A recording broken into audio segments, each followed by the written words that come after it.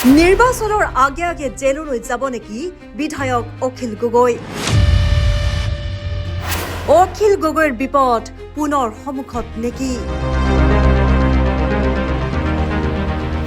জুবিন গাৰ্গৰ ন্যায় প্ৰসংগত মন্তব্য কৰি বিপদত পৰিব নেকি অখিল গগৈ?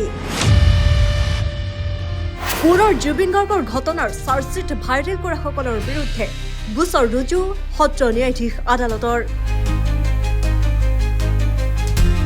চলি আছে জুবিন গাৰ্গৰ হত্যাকাণ্ডৰ বিচাৰ প্ৰক্ৰিয়া।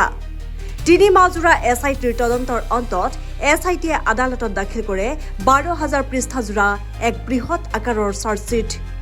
ইয়াৰ পিছতে SIT তথা ৰাজ্যৰ মুখ্যমন্ত্ৰীগৰাকীৰ মন্তব্য অনুসৰি এয়া আছিল এক ভয়ংকৰভাৱে কৰা পৰিকল্পিত হত্যাকাণ্ড। ইয়াৰ পিছতে জানিব পৰা গৈছিল যে জুবিন গাৰ্গৰ মৃত্যুৰ তদন্তৰ চাৰ্জশ্বিটত কি আছে সেয়া জানিবলৈ হলে চাৰ্জশ্বিটৰ বাবে আবেদন কৰিব পাৰিব জুবিন অনুৰাগীয়ে। ইয়াৰ পিছতে দেখা গৈছিল বিধায়ক অখিল গগৈয়ে সামাজিক মাধ্যমযোগে শ্বেয়াৰ কৰিছিল চাৰ্জশ্বিটৰ কিয়দাংশ। বিধায়ক অখিল গগৈয়ে চাৰ্জশ্বিট সন্দৰ্ভত সমান্তৰালভাৱে কৰিছিল বহু বিস্ফোৰক মন্তব্যও। চাৰ্জশ্বিটৰ তথ্য এনেদৰে ৰাজহুৱা কৰাৰ বাবে অখিল গগৈৰ ওপৰত গোচৰ তৰিছিল SITয়ে। ইয়াৰ পিছতে এই মন্তব্য কৰিছিল বিধায়ক অখিল গগৈয়ে। যেতিয়া মাতে মই আহিছোঁ, সেইকাৰণে মোক নাপাব যে মই শিৱসাগৰত আছিলোঁ, মোক নাপাবৰ কাৰণে মই ঘৰলৈ আহিছোঁ। আজি নটিচ আহিলে আজিয়ে যাম, কাইলৈ নটিচ আহিলে কাইলৈ যাম, আৰু ফোন কৰিলে মানে এতিয়াই যামেই আৰু চিধা আপোনালোকক লগত লৈ গুচি যাম। আৰু আপোনালোকে নিজে পঢ়ি চাওক যে চাৰ্জশ্বিট বোলা বস্তুটো প্ৰাইভেট প্ৰপাৰ্টি নহয়। চাৰ্জশ্বিট বোলা বস্তুটো ৰাজহুৱা প্ৰপাৰ্টি।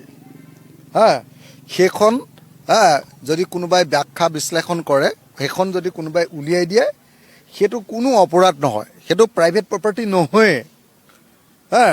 মোক এনে ধমকি মাৰিবহে কৈছে এইটোক জেলত ভৰাম বুলি। হিমন্তৰ ধমকিলে মই কোনোদিন ভয় কৰা মানুহ নেকি? আপোনালোকে নিজে জানে। পুনৰ জুবিন গাৰ্গৰ ঘটনাৰ গোচৰত ৰুজু আন এটা নতুন গোচৰ।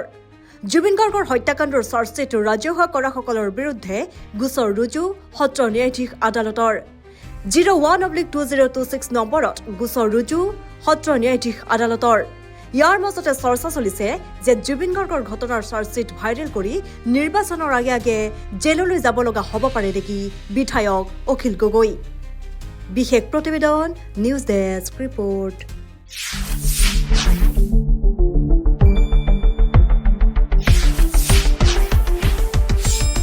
শুদ্ধ আৰু বিস্তৃত বাতৰিৰ বাবে চাই থাকক নিউজ ডেস্ক ৰিপৰ্ট।